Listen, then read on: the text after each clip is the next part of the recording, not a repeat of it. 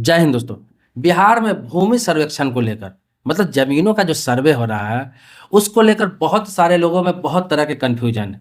सर्वे तो हो ही रहा था, ऑनलाइन पोर्टल भी जारी कर दिया गया था जिस पर लोग ऑनलाइन तरीके से अब सर्वे करा रहे थे, उनको भाग दौड़ ज़्यादा नहीं करना पड़ रहा था।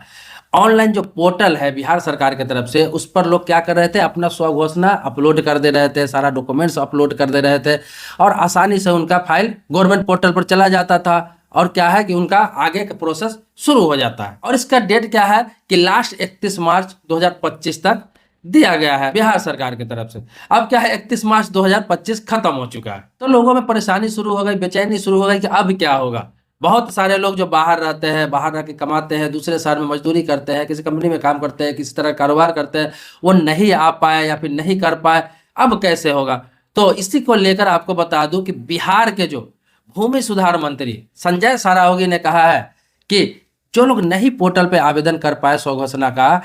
उनको अब घबराने की जरूरत नहीं है, उन्हें कुछ दिनों का टाइम दिया जाएगा। आपको एक बात और बता देता हूं कि ये कुछ दिनों का मतलब ये नहीं है कि कुछ दिन ही, लास्ट डेट किसी प्रकार की कोई घोषणा नहीं की गई है कि ये अंतिम तिथि है या ये अंतिम तिथि नहीं है। उन्होंने सीधा बोला है कि कुछ दिनों के लिए अभी खुला रहेगा जब तक कि घोषणा सरकार की तरफ से ये नहीं किया जाए कि फलाने डेट को बंद हो रहा है, इसीलिए अभी चलता रहेगा। तो मैं आपकी जानकारी के लिए बता दूं कि जो लोग भी अपलोड नहीं कर पाए हैं वो कर सकते हैं, आसानी से वहां पर पोर्टल पर जाके आवेदन कर सकते हैं। अब बहुत सारे लोग इसमें ये कंफ्यूजन है कि बहुत सारे लोग कई डॉक्यूमेंट्स है जो उनका डॉक्यूमेंट्स पूरा नहीं हुआ है, इस वजह से भी वो आवेदन नहीं किया है। अब किसी का वंशावली नहीं बन पाया, किसी व्यक्ति का आपसी सहमति नहीं बन पाया, कोई व्यक्ति अपने आपस में ही अनबन को लेकर इसको क्लियर नहीं कर पाया, तो इस वजह से भी आवेदन नहीं हो पाया। कई कारण, दूसरे कारण भी हो सकते हैं। तो आपको बता दो क्या कहा गया है कि आपको स्वघोषणा जो है उसको अप्लाई कर देना है और जो डॉक्यूमेंट्स आपका नहीं है इसमें आपको घबराने की जरूरत नहीं है या फिर टेंशन लेने की जरूरत नहीं है। जो डॉक्यूमेंट्स नहीं है फिर भी आप स्वघोषणा दे सकते हैं। जो जो डॉक्यूमेंट्स आपकी कमी है बिना डॉक्यूमेंट्स के भी कर सकते हैं। बाद में जरूरत पड़ने पर जब उस पर डिपार्टमेंट की तरफ से आगे काम बढ़ाया जाएगा तो खुद आपसे बाकी जो पेंडिंग डॉक्यूमेंट्स है वो आपसे मांगा जाएगा। तो अगर एक दो डॉक्यूमेंट्स कम भी है तो आप उस चीज को बाद में जमा कर सकते हैं, लेकिन फिलहाल है कि आप आवेदन कर दे। देखिए बहुत सारे लोगों का भूमि सर्वेक्षण इसलिए भी नहीं हो पाया, भूमि सर्वे इसलिए भी नहीं हो पा रहा है या फिर आवेदन इसलिए भी नहीं हो पा रहा है कि बिहार में जो है जमीन को लेकर बहुत सारे तकरार है। आपस में भाइयों में तकरार है, चाचाओं में तकरार है, खानदानों में तकरार है, हर में ही अनबन है, छोटे छोटे हिस्से के लिए लोग लड़ रहे हैं आपस में। इस वजह से भी सहमति नहीं बन पा रहा है और पूर्ण तरीके से आवेदन नहीं हो पा रहा है। इससे सरकार भी परेशान है, ये नहीं कि लोग परेशान है, सरकार भी परेशान है कि ये आखिर कब तक लोग क्लियर करेंगे, कब तक अपना भूमि का सर्वे का टोटल 100% ऑनलाइन आवेदन आएगा। दूसरा आपको बता दे रहा हूँ इसमें जुड़ा हुआ खबर कि आप अगर किसी जमीन पर 50 साल से रह रहे हैं, 50 साल से रह रहा है और उस जमीन का कागजात आपके पास नहीं है, किसी प्रकार का कोई कागजात नहीं है, लेकिन आप वहां पर रह रहे हैं, आपका घर है, तो भी आपको आवेदन करना है। आपका वो जमीन आपके नाम से सर्वे हो जाएगा। उसमें क्या कंडीशन किया गया है कि आपके पास कागजात नहीं है, इसके लिए आवेदन देना होगा आपको पोर्टल पर और आपको उसमें क्लियर मेंशन करना पड़ेगा कि यह भूमि मेरे कब्जे में है, 50 सालों से मेरा घर है और मेरे पास इसका किसी प्रकार का कोई कागजात नहीं है, लेकिन कब्जा मेरा 50 साल से ऊपर का है। तो आगे क्या कार्रवाई होगी कि आगे आपके जमीन के, आपका जहां घर है उसका जो चौहद्दी में लोगों का घर है, किसी न किसी का तो घर होगा चौहद्दी में या फिर किसी न किसी का जमीन होगा ही,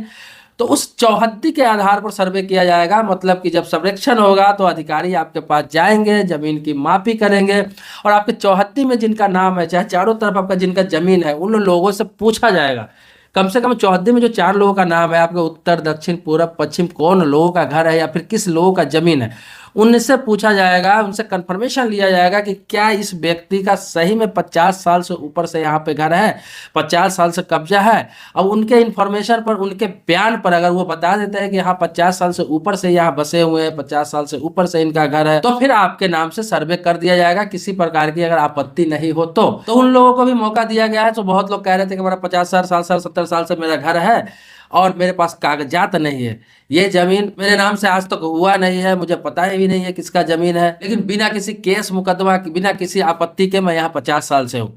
एक चीज और इसमें ऐड कर देता हूँ कि बिना किसी झंझट का वो जमीन होना चाहिए। जैसे कि जिस पर घर है 50 सालों से और उस जमीन पर केस चल रहा है, कोई आपत्ति कर दिए हुआ है, या फिर किसी से आपको इस तरह का विवाद है कि उस व्यक्ति के पास कागजात है और आपके पास नहीं है, वो कह रहा है कि मेरा जमीन है और उस पर कंप्लेन पहले से चल रहा है, कंप्लेन किए हुआ है, भले ही केस नहीं किया हुआ है लेकिन कभी कंप्लेन किए हुआ है एसडीएम के पास या किसी प्रकार का, अगर वो आपत्ति करता है तो भी उस जमीन का सर्वे नहीं होगा। मतलब बिना आपत्ति का जमीन होना चाहिए, बिना किसी केस मुकदमा का जमीन होना चाहिए, तब जाकर सर्वे होगा। तो आपने किसी कारणवश इस प्रक्रिया में भाग नहीं लिया है 31 मार्च 2025 तक भी, तो आपको अब जल्द से जल्द आवेदन कर देना चाहिए, क्योंकि आप बिना लास्ट डेट का डेट बढ़ा दिया गया, अभी तक कोई लास्ट डेट तय नहीं है। हो सकता है कि सरकार की तरफ से घोषणा कर दिया जाए कि 10 दिन और बचा हुआ है, 5 दिन और बचा हुआ है, या फलाने तारीख को लास्ट डेट है, फिर बहुत परेशानी आपको हो जाएगी। तो आप कोशिश करें जितना जल्दी हो सके आप आवेदन कर ले, आप अपना स्वघोषणा अपलोड कर दें। इसके लिए बहुत सारे लोग कंफ्यूजन में है, मैं बता देता हूँ कहाँ कराना है आपको। इसके लिए आप CSC सेंटर पर जा सकते हैं, कॉमन सर्विस सेंटर जिसको बोलते हैं,